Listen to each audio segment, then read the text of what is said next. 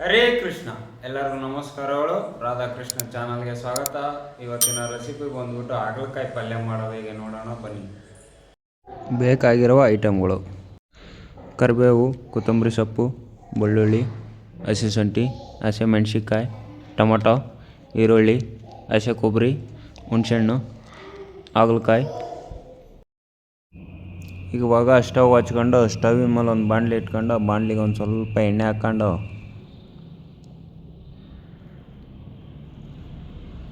ಹಾಗಲಕಾಯಿ ಹುರ್ಕೊಳ್ಳುವ. ಹಾಗಲಕಾಯಿ ಕ್ಲೀನಾಗಿ ಹುರ್ಕೊಳ್ಳಿ, ಅವಾಗ ಕೈ ಬರಲ್ಲ.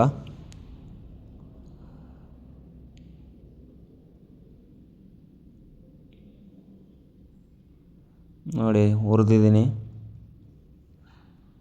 ಇವಾಗ ಸೈಡಿಗೆ ಮಾಡ್ಕೊಂಡು ಒಂದು ಬಾಣಲಿ ತಗೊಂಡು ಎಣ್ಣೆ ಹಾಕ್ಕೊಂಡು ಸಾಸಿವೆ ಹಾಕ್ಕೊಂಡು ಸ್ವಲ್ಪ ಜೀರಿಗೆ ಹಾಕ್ಕೊಂಡು ಕರಿಬೇವು ಸೊಪ್ಪು ಹಾಕ್ಕೊಂಡು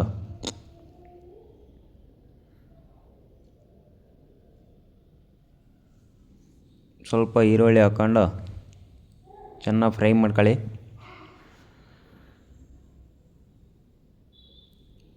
ಹಸಿಮೆಣ್ಸಿನ್ಕಾಯಿ ಹಾಕ್ಕೊತಿದ್ದೀನಿ. ಶುಂಠಿ ಬೆಳ್ಳುಳ್ಳಿ ಪೇಸ್ಟ್ ಕುಟ್ಟಿಟ್ಕೊಂಡಿದ್ದೆ ಹಾಕ್ಕೊತಿದ್ದೀನಿ.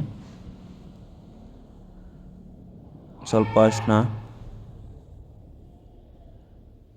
ಚೆನ್ನಾಗಿ ಮಿಕ್ಸ್ ಮಾಡ್ಕೊಳ್ಳಿ.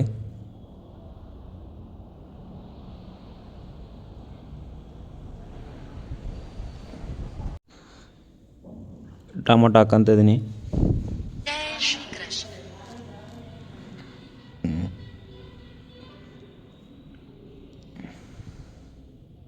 ಹಾಗಲಕಾಯಿ ಹುರ್ಕೊಂಡು ಇಟ್ಕೊಂಡಿದ್ವಲ್ಲ ಹಾಕ್ಕೊತಿದ್ದೀನಿ. ಹಸಿ ಕೊಬ್ಬರಿ ಹಾಕ್ಕೊತಿದ್ದೀನಿ, ತುರಿದು ಇಟ್ಕೊಂಡಿದ್ದೆ. ಚೆನ್ನಾಗಿ ಮಿಕ್ಸ್ ಮಾಡ್ಕೊಳ್ಳಿ, ಸ್ವಲ್ಪ ಫ್ರೈ ಆಗಲಿ.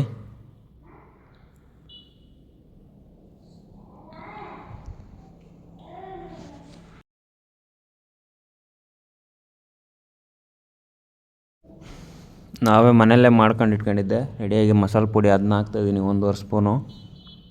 ಗರಂ ಮಸಾಲೆ ಹಾಕಿದ್ರೂ ನಡೀತೈತಿ, ಇಲ್ಲ ಸಾಂಬಾರು ಮಸಾಲೆ ಹಾಕಿದ್ರೂ ನಡೀತೈತಿ. ನಿಮ್ಮ ಹತ್ರ ಯಾವ್ದು ಇದೆಯೋ ಅದನ್ನ ಹಾಕೊಳ್ಳಿ.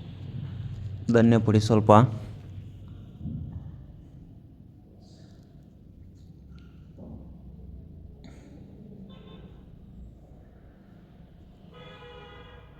ರುಚಿಗೆ ತಕ್ಕಷ್ಟು ಉಪ್ಪು ಹಾಕೊಳ್ಳಿ.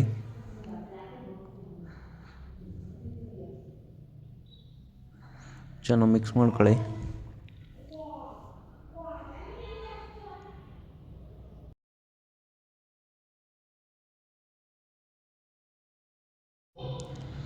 ಹುಣಸೆ ಹುಳಿ ಹಾಕ್ತಾಯಿದ್ದೀನಿ. ಹುಣಸೆಹಣ್ಣು ನೆನೆ ಇಟ್ಕೊಂಡಿದ್ದೆ, ಹಿಂಡಿ ಬಿಟ್ಟು ಕ್ಲೀನಾಗಿ ಹುಣಸೆಹಣ್ಣೆಲ್ಲ ನೀರು ಹಾಕ್ಕೊತಿದ್ದೀನಿ.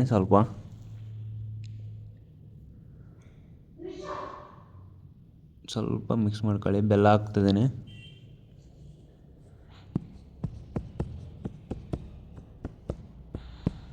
ಇನ್ನೊಂದು ಸ್ವಲ್ಪ ನೀರು ಹಾಕ್ಕೊತಿದ್ದೀನಿ.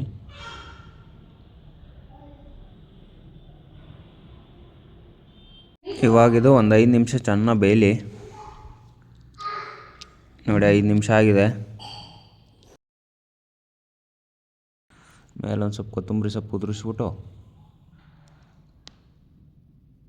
ಒಂದು ಬೌಲ್ಗೆ ಸರ್ವ್ ಮಾಡ್ಕೊಳ್ಳುವ. ಹಾಗಲಕಾಯಿ ಪಲ್ಯ ರೆಡಿಯಾಗಿದೆ ನೋಡಿ. ಲೈಕ್ ಮಾಡಿ, ಸಬ್ಸ್ಕ್ರೈಬ್ ಆಗಿರಿ, ಬೆಲ್ ಐಕನನ್ನು ಕ್ಲಿಕ್ ಮಾಡಿ. Thank you so much.